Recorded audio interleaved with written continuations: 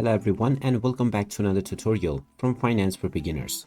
In this video, I'm going to show you how you can change your account password on the Pocketbroker app. So let's get started right away. First of all, open up the Pocketbroker application on your device. And once you are logged into your account, you will be taken into the home page.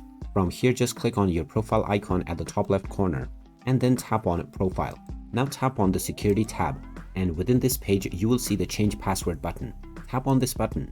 And now you will need to enter your current password followed by your new password in order to change it. Just type in your current password followed by your desired new password twice for confirmation. Then tap on the confirm button, and now your password has successfully been changed. Now you will be able to use your new password to log into your account in the future. And there you have it. That is how easy it is to change your account password on the Pocketbroker app. If you find this video helpful, don't forget to hit that like button and subscribe to our channel for more useful tips and tutorials.